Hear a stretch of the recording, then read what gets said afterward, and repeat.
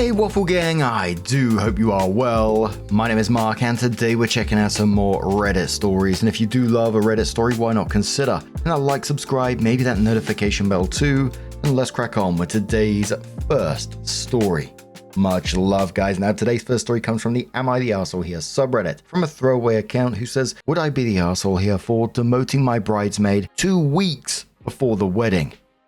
I'm having a tiny, intimate wedding, and the guest list is curated with only our closest friends and family we see regularly. One of my bridesmaids, we will call her Kay, is an eccentric character, but has always been so sweet and kind and fun. Kay and I met at an old job neither of us have anymore, and none of the girls there liked her, only me. She moved to another country for work, and since then, we aren't in touch as much, but catch up on FaceTime every few weeks or so. I asked her to come wedding dress shopping with me last year and asked her to be my bridesmaid. No gift or fancy proposal, just a question, and she said yes. She had flown in for the day and left again after. Since then, the date has been set. The save the dates sent. My maid of honor has her dress and everything sorted.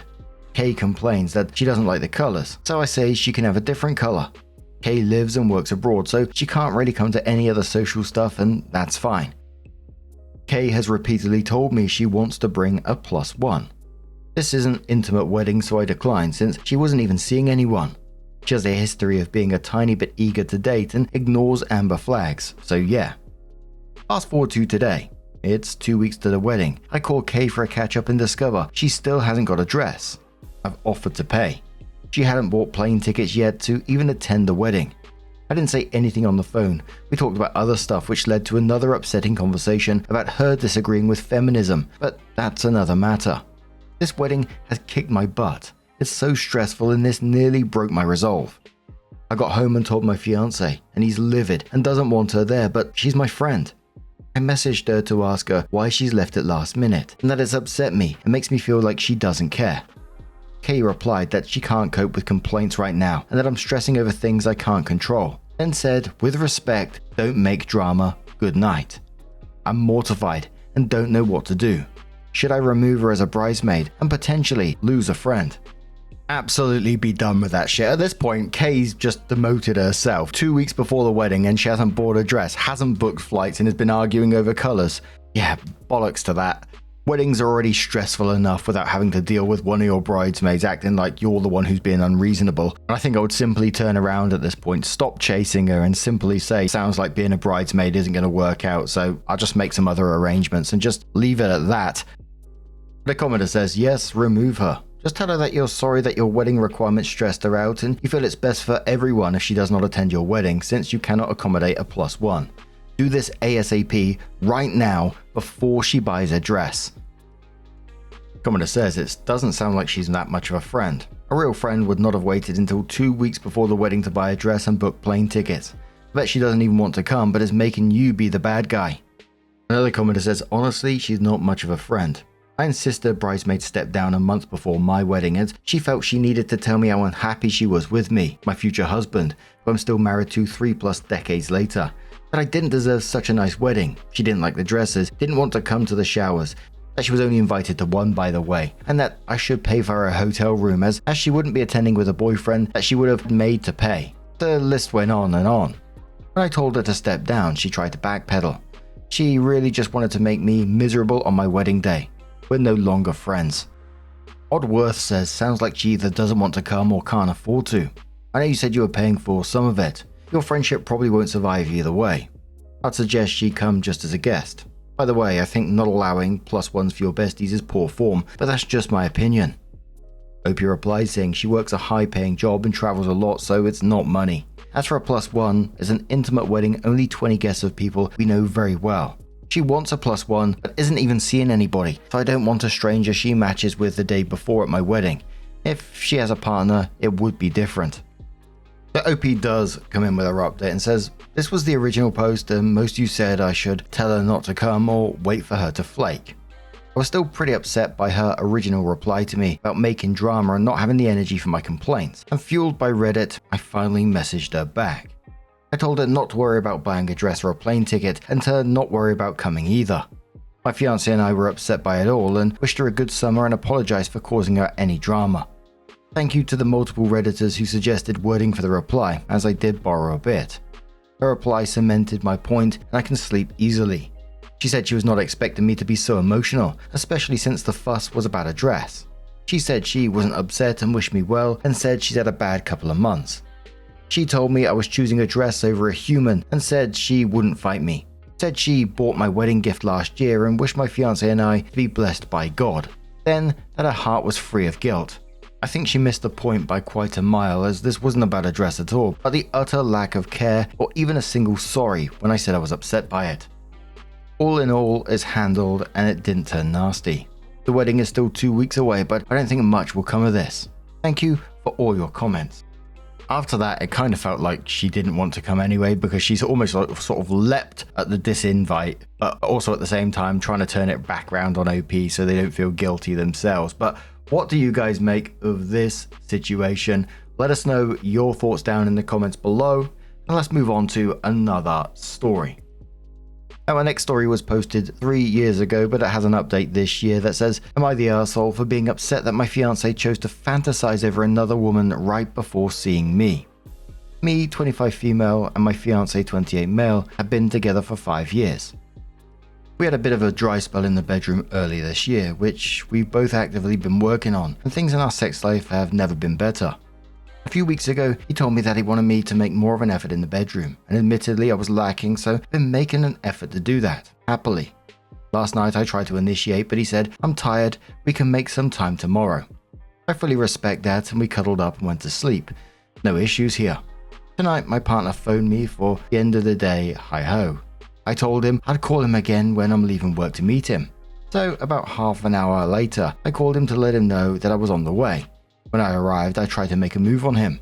In response, he said, nah, I just had a wank. And I said, oh, okay, no worries. A bit confused given our plans, but whatever. We went and watched our TV show and ate dinner. I want to preface this with saying my problem is not with the above. I was a little hurt, but I would have moved on by later in the night. Absolutely zero problem with him doing whatever in his own time, watching porn, etc. That's none of my business, and I'm not saying he can't do that, and he obviously has the right to say no to sex as well. I respect that completely. Admittedly, I did feel a little hurt because he knew I was coming over, but I didn't say anything to him about this because I know it's silly and I'd work through the emotion by the end of the night. Fast forward about an hour later, and we were cuddling in bed. He asked me what was wrong. I told him nothing, because again, I know how I was feeling was silly. But he kept pressing me until I eventually said calmly, I'm just feeling a little upset that you chose to fantasize over another woman right before seeing me instead of having actual sex with your fiance. I probably could have worded it better, but I also made it very clear that I had no issue with him doing that in general. I'm not trying to tell him what he can and can't do, and I'm not angry or having a go at him. I'm just answering his question. Well, he absolutely lost his shit yelling at me, calling me stupid and idiot, that he can't do anything right, which is so far from the truth. He says this a lot when I try to address any concerns. Was telling me that he's just tired and to stop being so insecure. I just said, okay, I'm not trying to have an argument. I'm just telling you how I feel as you asked me. I didn't mean to piss you off. I had to go home either way, but I planned to stay with him for at least another hour before this incident. However, right after this, he turns to me and says, you can go home now. I said okay. I went to give him a goodbye kiss, but he just leaned away. I asked him if he was okay, and he just completely ignored me. I wasn't about to press him on it, so I just said goodbye and went home. Am I in the wrong for telling him I felt upset when he was the one asking? I didn't mean to piss him off. I didn't yell or act crazy or cause a scene, and I wasn't arguing. I'm really confused. Am I the arsehole? An edit. After further reflection, I realized my issue is not with what happened before I arrived, but with his reaction to me answering his persistent question of what's wrong. Again, I didn't want to say anything to him at all in the first place because I know it's stupid. Additionally, he could have responded something like, I see your point of view, but that wasn't my intention, and that would be it. We'd drop it and move on. Instead, he completely lost his shit and flipped it to him being mad at me. For what? When he asked me what was wrong, I was literally bear hugging him as well. It's not as if I was sitting in a corner sulking, ignoring him or soliciting any behavior to make him think I was mad, other than I was a little bit quiet. But I'm also on a few hours of sleep, so I'm exhausted. Blow up or not, I would have been quiet tonight. Katja says, I would not be getting married to the man. Not because of the wank, but because you said you didn't want to talk about why you were upset. He continued to push, and when you answered, he blew up, then dismissed you like a servant with, "You can go home now." That's no. A commenter says his reaction was awful, yelling at you, calling you names, and then pouting and giving you the silent treatment. You deserve a relationship with healthy communication, not a screaming toddler. And yes, crazy commenters on this thread, it was insensitive of him to jack off right before OP came over, then decline sex. I don't know why it's so shocking to think someone might want to be intimate with their significant other. Sure, you can wank whenever and consent should never be ignored, but some things are a dick move even if you have the right to do them. Mountain says not the arsehole. His reaction tells you what kind of arsehole you got. He needs to fix that or you will never trust to open up to him. Marriage would be a bad idea. Your feelings shouldn't be invalidated. If he has a porn addiction, then your relationship and marriage would never be a priority either. And one more commenter from Bubbly who says, "You've been given a gift. Before you tie yourself to him legally, you see the future." His reaction was probably abusive and unreasonable. This is your future, including walking on eggshells, not to upset him. Please listen, the situation does not matter, his reaction does. You need to, at minimum, put the wedding on hold. And like the comments saying, the masturbation isn't the actual issue here, is it? You know, people are allowed to do what they want. People can also say no to sex. None of them make that automatically the problem. The problem started when he kept asking what was wrong, and OP tried to brush it off, but he kept pushing until she gave an honest and calm answer. And she didn't accuse him of cheating or anything. She didn't demand him to stop watching whatever he's watching. She even acknowledged that her feelings weren't necessarily completely rational. She just simply said she felt a bit hurt. And he went immediately to calling her stupid, you're an idiot, and that you're insecure, claiming that he can't do anything right, and then just kicked her out. And like a lot of the commenters said, that's your future if you continue down this road, and do you want that? So nearly 4 years later, OP comes in with their update and says, almost 4 years after my original post, I thought I'd provide an update in case any commenters on my original post were interested, and because I hate when posts have no updates. Lol. In summary, the commenters in my original post were correct. The behavior, regarding his reaction, not the act, did in fact get worse after we married. So much worse. I experienced what I and my therapist would describe as emotional, psychological, and financial abuse, which escalated exponentially after we got married and moved in together. I lived constantly walking on eggshells, made to feel like nothing I did was right. Countless threats of hurting and unaliving me and himself, intimidation, belittling, disrespect. He had a bad porn addiction, constant attempts to isolate me, suspected him cheating, and the list goes on. Looking back, not all of these were present before we got married, but as many of you said, the signs were there and I unfortunately ignored them for longer than I'd like to admit. So what happened? Well, we got married. His behavior escalated. I grew a backbone and stopped being a doormat. He didn't like that, said I needed therapy to fix myself and us. I went because I wanted to, not because he said so, which later became another problem, of course. The therapist affirmed everything I was feeling. In short, told me she was very concerned for my safety. We started making a plan for me to leave, and in short, a few months later, things ended between us. That was over a year ago, and I've never looked back. I cannot put into words how happy I am, how free I feel, and how much of that relationship was affecting so many aspects of my life that I didn't realize at the time. So, to close this off, I wanted to acknowledge some things I've learned in the hope that this might help someone in a similar situation. Ironically, it's a lot of what commenters on the original post advised me. Number 1. If you resonate with the themes in my original post or of what I've stated above, leave that person. There's another number 1 that says studies will show it will get worse. Look up Davo. 2. Take people for who they are and their consistent actions, not their promises or the potential you think they could live up to. People have off days and that's okay, but a pattern is a pattern. If someone is telling and showing you who they are, please believe them. 3. Discern between your anxiety and your intuition. Trust your intuition. 4. If you're being made to feel like you're questioning yourself, your judgment, your memory, your understanding of a situation, your autonomy, don't ignore that. Reflect, journal, get curious with yourself, question why you aren't trusting your own judgment. 5. If you're hiding big things happening in your relationship from your true friends, reflect on why. Not everything needs to be shared with your friends, and I do think keeping your relationships private is important, if the relationship is healthy. However, when you're concealing things because you know it's wrong, / you're being hurt, etc., ask yourself why you're concealing it. Ask yourself, if my friend told me XYZ situation that I'm experiencing, What advice would I give them? Take your own advice if it is sane and legal. 6. How you feel is how you feel. If your partner doesn't agree with that, that's okay, but they shouldn't consistently dismiss you, invalidate you, or tell you how you should feel. Again, people have off days, but a pattern is a pattern. 7. If you can, live with your partner, go on an overseas trip, something where you're exposed to how they handle stressful situations, planning, initiative, what things look like when the cracks start to show, etc. before getting married, because leaving when legally tied to someone makes leaving a bit more complicated. 8. A pattern is a pattern. 9. You haven't wasted time just because you're leaving after X number of years. You're saving the rest of your life. It's scary leaving someone you feel you're building with, but what are you really building if you're just complying to their rules? Life is far too short to be wasted by being dictated by another person. This situation was humbling as fuck for me because I do not know how I let myself get so deep into it in the first place. I've done a lot of soul searching, healing and growing, and can confidently say I will never let myself be in that situation again. We run a strict program now. Thank you to all commenters from my original post. I wish I listened. And I'm so glad that OP was able to get herself out of that situation, and I'm also really glad to see that she didn't beat herself up for staying, because as I always say about stories like this, it's always easy for like commenters, people on Reddit, myself behind the microphone just reading a very small portion of what's going on in someone's life and then turning around and saying you need to get out of there, you need to leave immediately, all that kind of thing.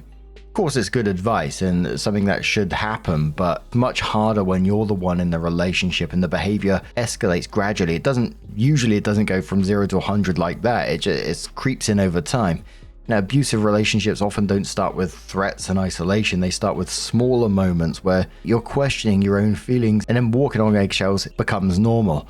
And I loved one of OP's last lines, that you haven't wasted time just because you're leaving after X number of years. You're saving the rest of your life. And I think that's such an important thing to say, because it's better to leave after 5 or 10 years than spend another 30 convincing yourself things will eventually change. But what do you guys make of this situation? Let us know your thoughts down in the comments below, and let's move on to another story. Now, our next story comes from Livid Wheel 9779 and says, am I the arsehole here for ruining my dad's chances at a promotion? My dad, 48 male, has some anger management issues and sometimes gives me little jabs. He will never actually hurt me, 18 male, but just gives me a gut punch or will push my knees out. Something to put me in check. I constantly tell him to stop doing this and that it is not appropriate now that I'm kind of an adult. So the other day we ran into his boss in public. After a few minutes of them making small talk that did not pertain to me, I decided to check my phone. After a few seconds, I felt a hard punch in my ribs as he had elbowed me. I then loudly asked him why he hit me, as so that his boss could easily hear. My dad said he was joking around and we parted ways. As you can imagine, he was furious about this for the rest of the day.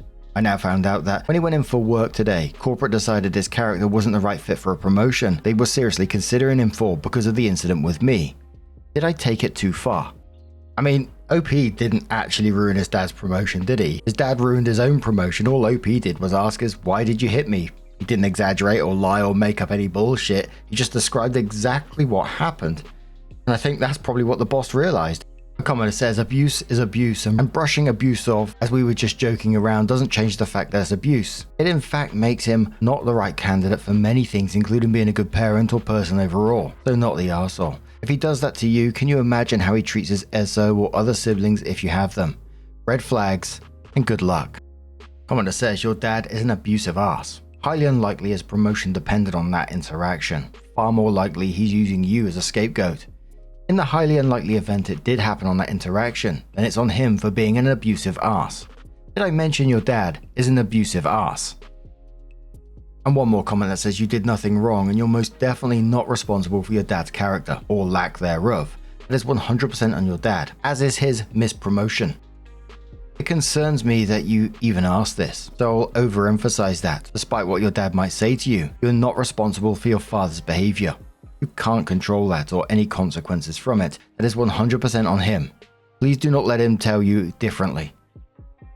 The OP came in with their first update and said, first of all, thank you all for your amazing feedback. It definitely gave me the courage to speak up. A couple of days ago, I opened up to my older sister about our father's actions, which were only getting worse. He seemed to be spiraling as a result of his problems at work. Although he never touched my sister the way he did to me, She had witnessed everything for many years and no longer had a relationship with him, for many reasons. Luckily, she rents an apartment nearby that has a decently sized room that was only being used for storage, so I'm in the process of moving myself in there for the summer before I head off to college. I've been doing this very discreetly so far and have not told my dad about my plans yet for obvious reasons. Over the weekend, I plan to sit down with him and tell him that if he ever lays his hands on me again, I'll be gone for good the same day. I doubt this will change anything though, so I'm assuming my sister's apartment will be my new temporary home. Then OP comes in with what they titled as their final update and says, "I've moved out and I did it without making anybody mad. Many of the comments on my recent post were urging me to get a police escort to ensure my safety. But other comments brought up how important it is to maintain an amicable relationship with him. After all, I still rely on him to fund most of my costs while at college, and he is my dad, even if he has not been the best parent." So yesterday, my sister and I were surprisingly able to convince him, over text, not in person, that it is best for me to be living with her in the city instead of my dad in the suburbs. He may have just agreed to this because he's still mad at me from the original incident. I'm going to an urban college, so it'd be beneficial to experience the city life now. Plus, I've secured a job at a local supermarket near my sister's apartment, and I agree I would come back and see him often, but not sure if I should go through with that. Also, my dad didn't help me with the move, so he still doesn't know of the address of my new place. Maybe I should even try and hint at him going to anger management classes while he seems to be calmed down. I still need to figure out how to get access to a couple of important documents I left behind in case his reasonableness or just being angry and not wanting to live with me relapses. Any ideas about a story I could conjure up for that would be appreciated. Thank you all again for your advice. It has been greatly appreciated. Commodore says, "I'm confused. The father doesn't know the sister's address, but he's okay with you living there. This can't be real." OP says dad and sister don't really speak to each other. I'm close with my sister and I'm legally an adult and would have a good experience living with her, so my dad agreed. I was surprised as well, but we aren't on the best of terms either, so I think he was just happy to get me out of the house. Nice Hovercraft says, "So proud of you for taking this leap. Keep your guard up and remember that he will never change. Can you get your documents when he's not home, or tell him you need them for a job? Sure, be cordial for college funding reasons, but know that he can't pull the plug at any time and maybe start planning for that. I have a similar experience with my father. I was forced to live at home into adulthood. He was abusive to everybody. I had to secretly move out and he took it well, on day one. Then every visit he escalated and demanded to know where I lived and what I was doing and wanted to exert control.